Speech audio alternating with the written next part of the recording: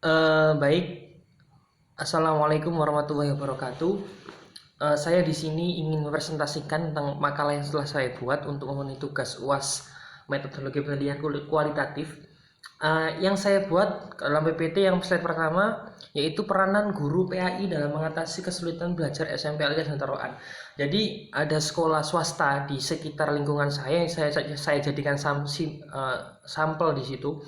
Yang slide pertama saya beri keterangan bahwa kesulitan dalam memahami pelajaran menjadi fokus yang banyak terjadi di sekolahan, khususnya di tingkat menengah. Maka perlunya peran guru dalam menyelesaikan masalah tersebut, khususnya guru PAI. Kenapa saya kok memberikan sampel guru PAI? Karena SMP Al-Ikhlas adalah salah satu SMP yang memang berbasis pondok pesantren. Maka di situ basis guru yang memiliki basic agama lebih dikuatkan.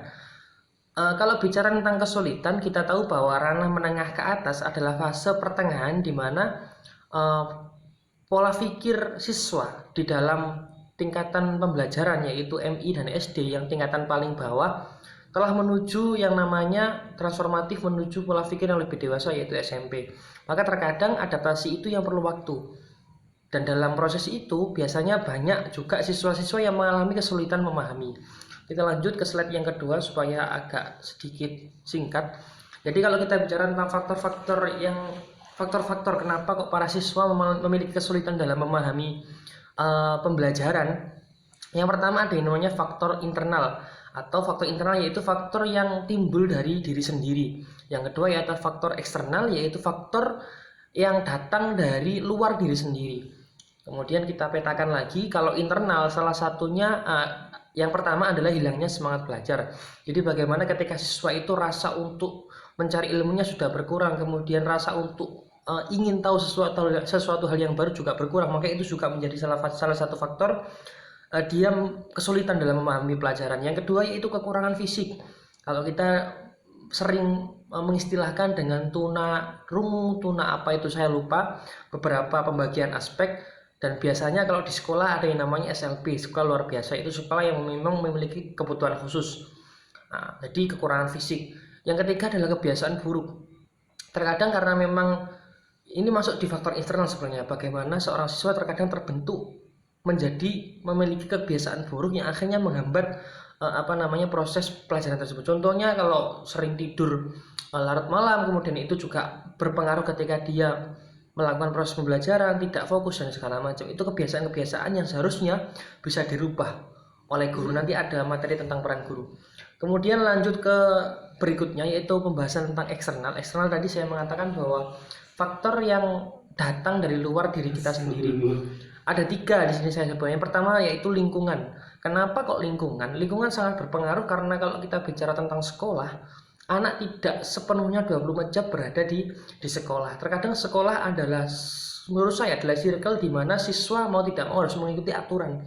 Tetapi kalau di lingkungan adalah pergaulan yang bebas. Anak bisa masuk dalam pergaulan yang memang benar dan dalam artinya juga bisa masuk dalam pergaulan yang tidak baik. Maka lingkungan sangat sangat berperan penting dalam menyumbang pola pikir anak tersebut. Kemudian yaitu keluarga.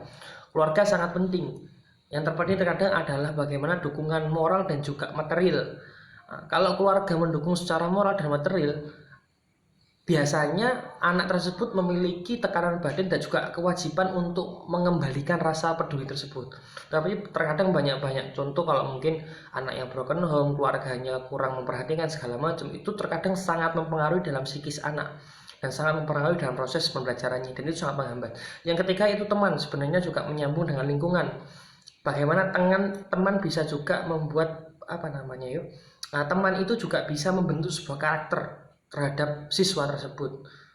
Baik itu bisa membuat karakter si siswa menjadi baik ataupun buruk. Lanjut biar lebih cepat.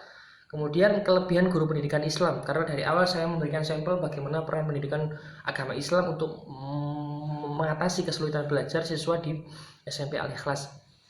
Di sini saya jelaskan kenapa kok guru pendidikan Islam, beberapa kelebihan. Ilmunya yang jelas.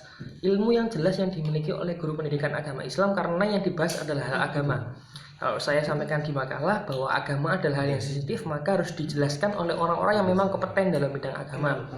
Yang kedua yaitu ilmu yang bersanad. Kalau dalam ajaran Islam kita tahu bahwa ilmu itu harus punya guru dan sampai kepada Nabi Muhammad. Nah, jadi tidak boleh sembarangan dalam memilih guru dalam pendidikan agama Islam. Kemudian yang ketiga adalah mengetahui ilmunya dan juga mengamalkan. Pasti kita sudah diajarkan bahwa sebelum kita mengatakan, kalau bisa kita melakukan terlebih dahulu. Karena guru selain digugu juga ditiru, kan seperti itu yang kita dengar dari orang tua kita. Maka perlunya mengetahui ilmunya juga mengamalkan. Itu kelebihan guru pendidikan agama Islam. Dan pasti berhati-hati ketika menyampaikan sesuatu kepada muridnya. Nah, kemudian solusi.